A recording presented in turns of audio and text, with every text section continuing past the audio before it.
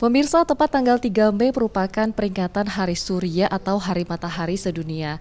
Yang kita ketahui bahwa fungsi dari matahari itu begitu besar dalam kehidupan sehari-hari manusia, mulai menjadi sumber energi terbesar dan juga menjadi pusat tata surya untuk planet-planet yang ada di muka bumi ini. Nah, namun berbeda dengan beberapa dekade terakhir, isu pemanasan global semakin berkembang akibatkan aktivitas manusia yang begitu meningkat, menggunakan energi dan juga mengurangi lapisan ozon yang kita ketahui bahwa lapisan ozon ini berfungsi untuk menangkal sinar ultraviolet dari matahari. Dan juga pemanasan global ini tidak hanya memberikan dampak yang begitu besar terhadap bumi, namun juga memberikan kerusakan lingkungan yang terjadi di muka bumi. Dan seperti apa kerusakan lingkungan yang diakibatkan oleh pemanasan global? Saat ini saya sedang berada di kantor Walhi Jambi dan bersama dengan Bang Dwinanto yang merupakan staf manajer kajian dari Walhi Jambi, dan kita akan berbincang sejenak. Bang Dwi, ini seperti apa Abang melihat kerusakan lingkungan khususnya di Provinsi Jambi ini yang diakibatkan oleh pemanasan global? Kerusakan lingkungannya ya. Jadi matahari itu selama peradaban manusia itu masih berlangsung dibutuhkan ya, tetap dibutuhkan. Cuma problemnya saat ini kan matahari yang turun ke bumi itu nggak bisa pulang kampung gitu, karena tertahan di atmosfer. Nah, tertahannya matahari di atmosfer itu dari bumi itu akibat dari ulah manusia tentunya ya, ulah manusia yang mengakibatkan terilisnya karbon dioksida dari bumi.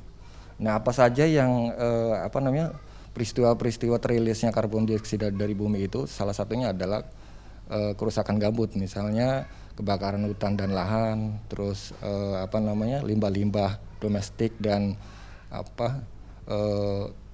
tambang ya, aktivitas tambang yang juga merilis banyak sekali itu karbon dari bumi gitu. Nah, dampak langsungnya itu bisa kita rasakan, misalnya masyarakat di desa-desa di Jambi misalnya ya, itu sulit sekali untuk menjadwalkan kapan mereka menanam pangan, kapan mereka memanen tanaman pangan, karena siklus iklimnya itu tidak menentu. Dulu 10 tahun terakhir itu, 10 tahun yang lalu ya, di desa-desa yang ada di Jambi ini mempunyai patokan, itu namanya kalender musim. Kalender musim ini digunakan oleh para petani di desa ya untuk menentukan kapan ada air, kapan mereka mulai bercocok tanam, dan kapan mereka mulai akan memanen. Nah, saat ini sepanjang pengerusakan lingkungan itu telah terjadi di Jambi, berdampak pada perubahan iklim, sehingga mereka saat ini sudah enggak punya lagi itu kalender musim. Dan mereka juga tidak tentu arah akibatnya kapan mereka menanam dan kapan mereka akan memanen, sehingga dampak yang mengerikan ke depannya itu adalah krisis pangan gitu.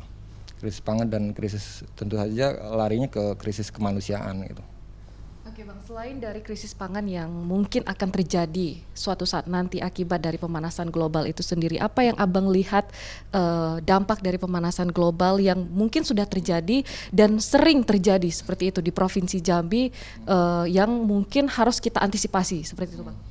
Iya, ini kan dampak langsungnya itu suhu bumi panas ya. Nah, kita lihat bumi itu kan dilapisi dominannya oleh air ya, gletser es gitu.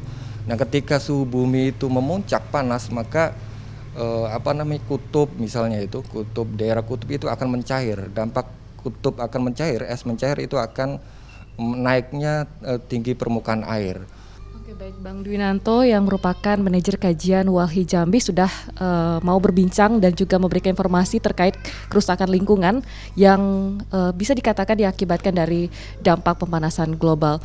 Pemirsa, kita harapkan memang di Hari Surya, peringatan Hari Surya tepatnya di tahun 2021 ini, manusia lebih bijak lagi dalam mengolah lingkungan, tidak hanya mampu merusak lingkungan tapi juga dapat menjaga lingkungan. Demikian laporan dari kami, kembali ke Anda Putri dan Marbun.